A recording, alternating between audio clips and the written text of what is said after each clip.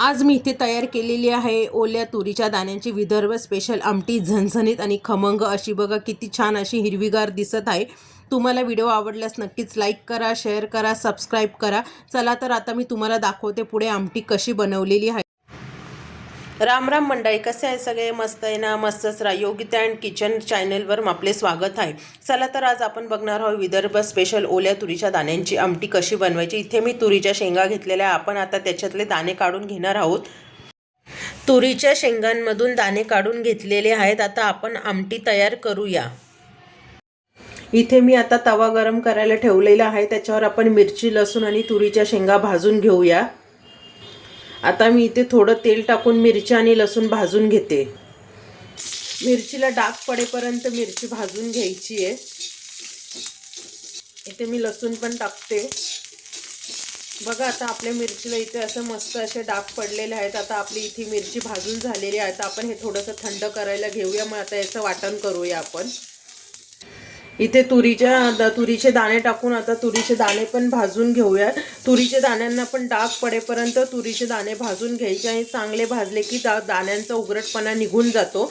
त्याच्यामुळे दाण्यांना डाग पडेपर्यंत भाजून घ्यायचे दाणे. आणि त्याचबरोबर आपल्या तुरीच्या आमटीला कलर पण छान येतो, हिरवागार.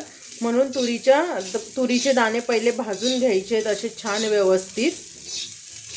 बघा तुम्ही, मी आता इथे तुरीचे दाणे भाजून घेते. हे बघा अशा प्रकारे आपले आता इथे दाणे भाजत आले. दाण्यांना चांगले डाग पण पडलेले आहेत. तुम्ही पण असे दाणे भाजून घ्यायचे. हे इथे मी लोखंडाच्या तव्यावर भाजून घेतलेले आहेत. बघा आता आपले इथे दाणे छान भाजून झालेले आहेत. इथे आपले दाणे भाजून झालेले आहेत. थंड होईपर्यंत आपण आता बाजूला ठेवूया. तोपर्यंत मिरची, लसूण, कोथिंबीर याचं वाटण तयार करून घेऊ. मिक्सरच्या भांड्यामध्ये आपण मिरची आणि लसूण भाजलेला आहे तो टाकून घेऊया. यामध्ये मी कोथिंबीर पण टाकते आणि 1 इंच आलाचा तुकडा. आता याचं वाटण आपण तयार करून घेऊ. हे वाटण पाणी न घालता तयार करून घ्यायचं आहे, आबडधोबड. हे वाटण आपण आता आबडधोबड वाटून घेतलेलं आहे. असंच वाटण करून घ्यायचं आहे. आता आपण तुरीच्या शेंगा वाटून घेणार आहोत मिक्सरला आबडधोबड. त्याच मिक्सरच्या भांड्यात आता मी तुरीचे दाणे आबडधोबड वाटून घेणार आहे. हे बघू शकता तुम्ही. आता मी तुरीचे दाणे कसे आबडधोबड वाटून घेतलेले, असेच तुम्ही पण आबडधोबड वाटून घ्यायचे. जास्त पण बारीक नाही करायचे. बारीक केली की मग तुरीला टेस्ट येणार नाही आमटीला. इथे मी कढईमध्ये तेल टाकून घेतलेले आहे. तेल आपलं चांगलं आता कडकडीत गरम होणार आहे. तुम्ही तुमच्या आवश्यकतेनुसार तेल कमी जास्त टाकू शकतात. इथे मी फोडणीसाठी जिरं, कढीपत्ता, हिंग, आपण हिरवी मिरची, लसूण, कोथिंबीरचं वाटण केलं आहे ते घालून घेणार आहोत. ते चांगलं आता परतवू द्यायचं आहे तेलामध्ये. हे तेलामध्ये चांगलं परतलं पाहिजे. त्याचा कच्चेपणा निघून जाईल तोपर्यंत परतवायचं आहे. यामध्ये मी आता थोडी हळद टाकून घेते. हळद टाकून परतवून घ्यायचं आहे चांगलं. आबडधोबड वाटलेलं तुरीचे दाणे याच्यात टाकून चांगले परतवून घ्यायचे.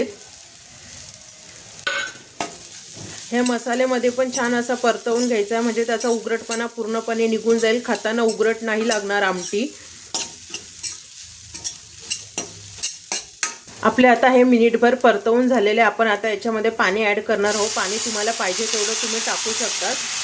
तुम्हाला जर घट्ट पाहिजे असेल तर पाणी कमी टाकू शकता. जर पातळ पाहिजे असेल तर तुम्ही पाणी जास्त टाका. हे बघा. आणि थंड झाल्यावर थोडीशी आमटी घट्टच होते. त्याच्यामुळे तुमच्या प्रमाणातच तुम्ही पाणी टाका.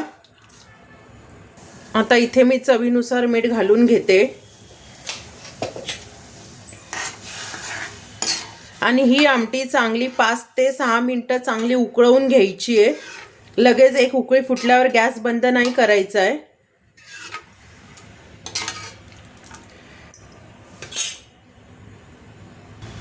हे बघा आता इथे आपल्या तुरीच्या दाण्यांच्या आमटीला उकळी फुटलेली आहे. किती छान अशी आपली उकळी फुटलेली आहे. अशाच प्रकारे तुम्ही पण करायची. घाई करायची नाही. 5 ते 6 मिनटं आमटी उकळवू द्यायची आहे. लगेच गॅस बंद करायचा नाही, नाहीतर आमटी खाताना उघरट लागेल. ती चांगली उकळली गेली पाहिजे. सुरुवातीला गॅस फास्ट ठेवायचा आहे. चांगली एक मोठी उकळी आली की गॅसची फ्लेम कमी करायची, मीडियम ठेवायची आहे. आणि त्याच्यावरती आमटी 5 ते 6 मिनटं उकळवून घ्यायची. आणि ही आमटी भाताबरोबर अप्रतिम लागते.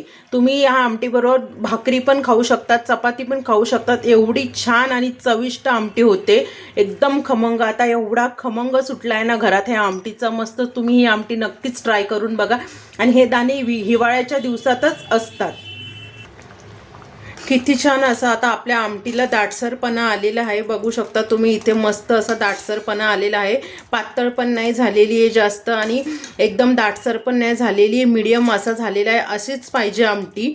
जर तुम्हाला अजून यापेक्षा जर जास्त पातळ पाहिजे असेल तर तुम्ही याच्यामध्ये पाणी ॲड करू शकतात. हे बघा, एवढी दाटसर ठीक आहे भाताबरोबर खाण्यासाठी. इथे आपली आमटी तयार झालेली आहे. आता वरतून आपण इथे कोथिंबीर टाकूया. मस्त असतं विदर्भ स्पेशल तुरीच्या दाण्याची आमटी आपली आता इथे तयार आहे.